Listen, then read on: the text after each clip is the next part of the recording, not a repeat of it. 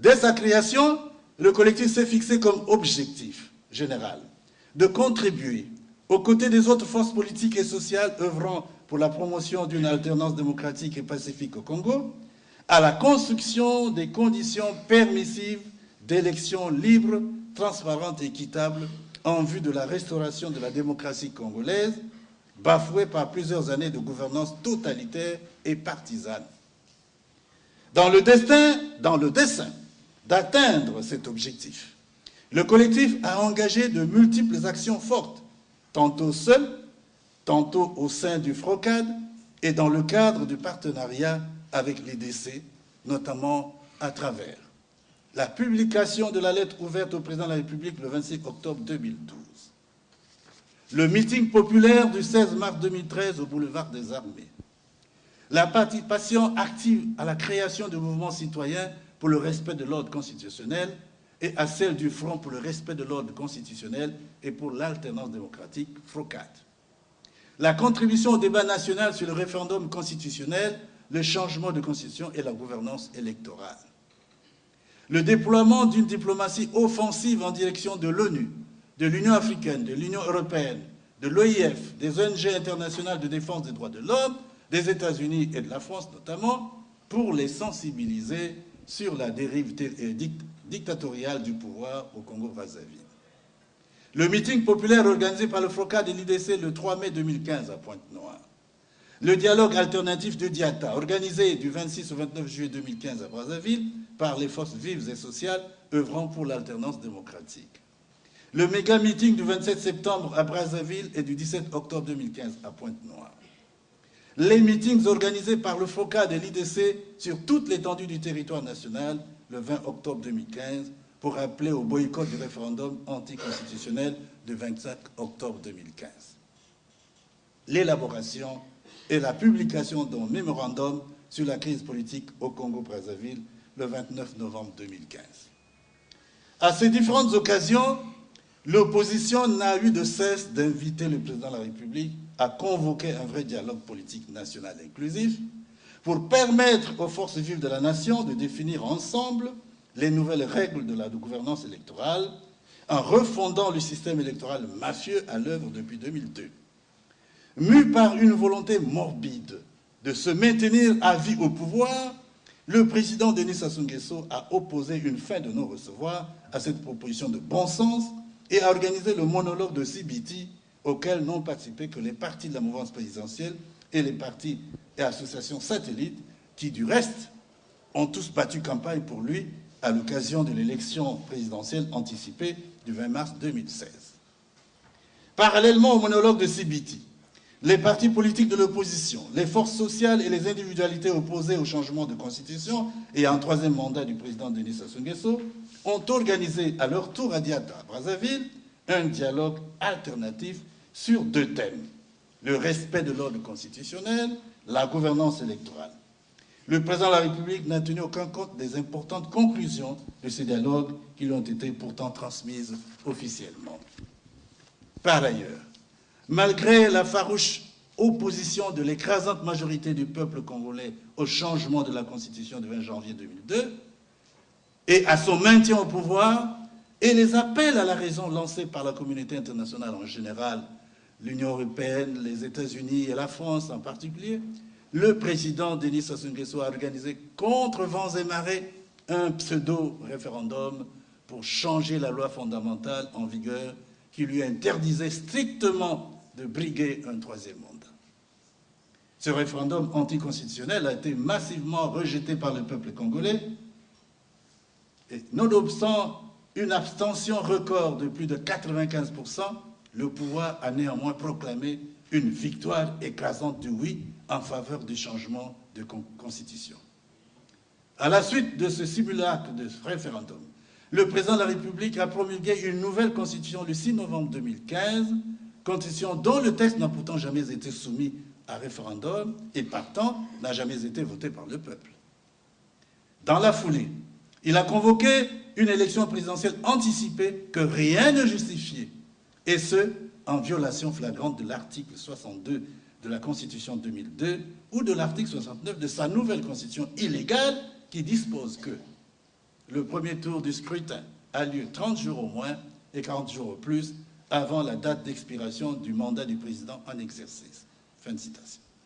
Ce faisant, le chef de l'État, dont le deuxième et dernier mandat constitutionnel s'est achevé le 12 août 2016, a réalisé un coup de force dans le dessein de retrouver la légalité et la légitimité perdues avec l'abrogation de la Constitution du 20 janvier 2002, abrogation qui, sur le plan des normes juridiques, aurait dû entraîner automatiquement la dissolution de toutes les institutions constitutionnelles, y compris l'institution présidence de la République.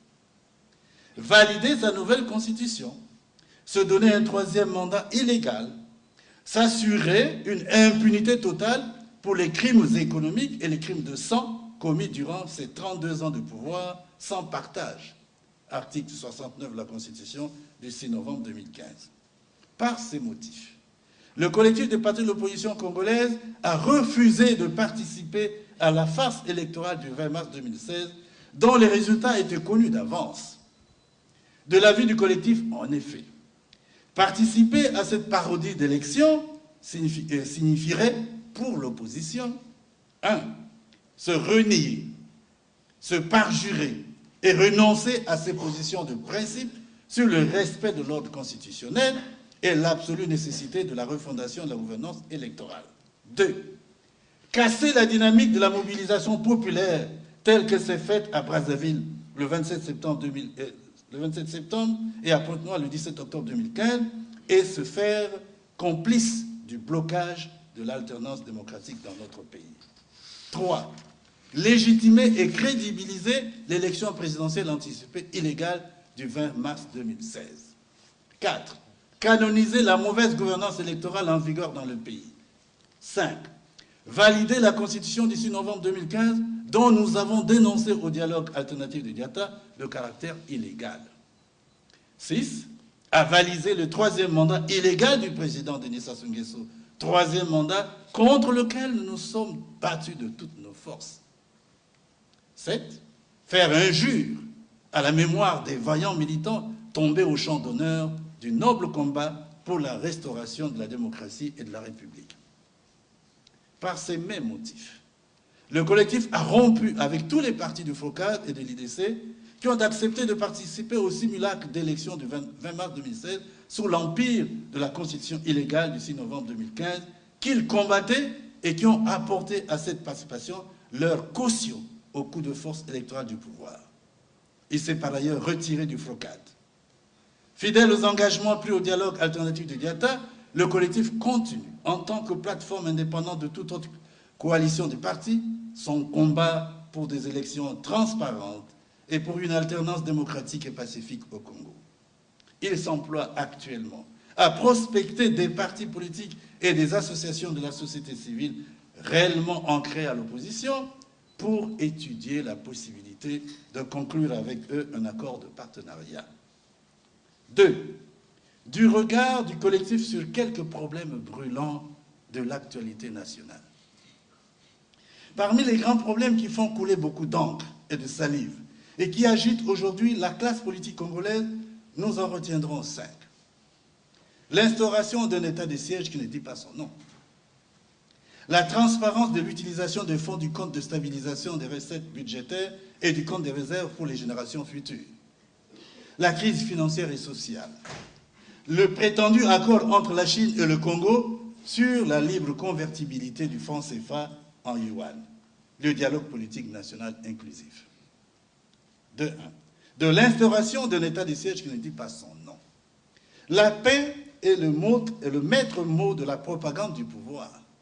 Le président de la République est présenté quotidiennement à grand renfort de propagande comme l'apôtre de la paix. Africain à Brazzaville, à Pointe-Noire, à Dolisie, à Caï, etc. L'occupation militaire du département du Poul, l'intolérance politique et les violations répétées de libertés fondamentales et l'empêchement des activités des partis de l'opposition réelles, l'encerclement policier, faramineuse somme de près de 14 000 milliards de francs CFA au titre des excédents budgétaires qui donc a autorisé le ministre Ondongo à utiliser l'argent du compte de stabilisation pour financer, comme il le prétend, les titres d'obligation à échéance 2029 et émises dans le cadre de la structuration de la dette du pays en 2007. C'est Prosper Kota, Jonah Emmanuel. Nous avons suivi mon liminaire porte-parole, c'est presque une thèse de doctorat. Je disais que 12 août 2012, non, 7 août 2012 et 7 août 2016, ça fait 4 ans que le clôture existe. Quelles ont été les forces et les faiblesses du collectif pendant les 4 ans? Deuxième question, l'opposition congolaise en général et le collectif en particulier a toujours réclamé le dialogue. Mais jusqu'à présent, le dialogue est convoqué par le chef d'État.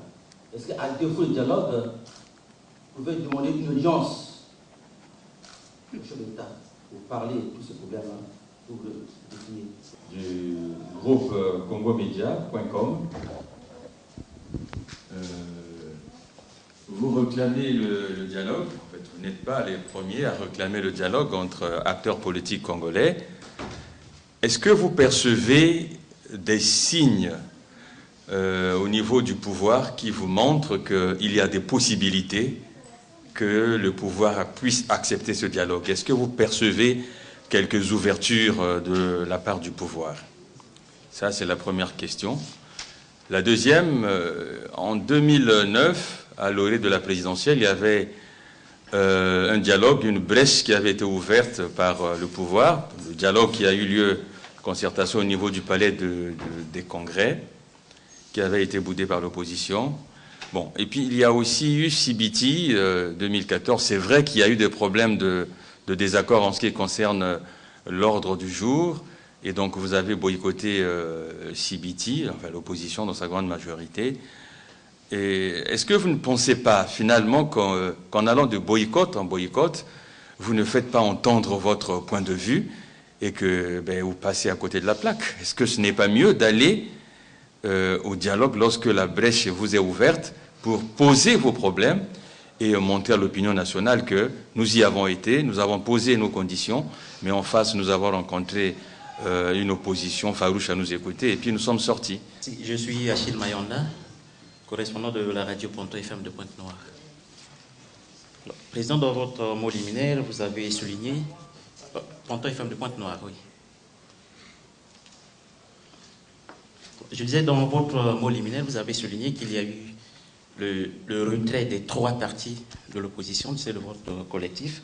Alors, je voulais savoir quelles sont les raisons qui ont causé leur retrait du collectif de l'opposition. Merci. Bien, il y a donc M.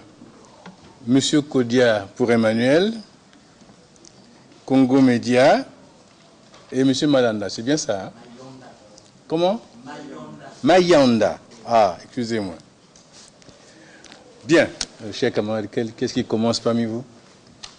Qui veut se jeter à l'eau? Dassi, tu commences. Je voudrais apporter quelques éléments de réponse à la question de savoir, à défaut du dialogue, est-ce que vous pouvez demander une audience au président de la République? Je voudrais répondre à cette question parce qu'elle s'inscrit dans le cadre de la nouvelle stratégie mise en place par le pouvoir aujourd'hui pour contourner le dialogue. Le pouvoir aujourd'hui ne veut pas de dialogue. Il veut contourner le dialogue. Rappelez-vous, il n'y a pas longtemps, avant le monologue de CBT, le pouvoir a convoqué les consultations présidentielles consultation présidentielle. L'objectif visé par les consultations présidentielles, c'était de contourner le véritable dialogue inclusif que l'opposition appelle de ses voeux depuis 2009. On se souviendra qu'en février 2009, l'opposition a tenu les états généraux de l'opposition. De grandes questions étaient inscrites à son ordre du jour. 1. L'unité de l'opposition. 2. La refondation de la gouvernance électorale mise en œuvre par le pouvoir depuis 2002. Et à l'issue de ces états généraux, l'opposition a constitué le front de l'opposition congolaise. De même, l'opposition avait adopté un cahier de charges en 14 points. Et le cahier de charges portait autour de la gouvernance électorale. Parce que nous, opposition, nous avons constaté que l'un des maux qui mine l'Afrique aujourd'hui, ce sont les élections mal organisées, les élections truquées. On peut citer plusieurs exemples.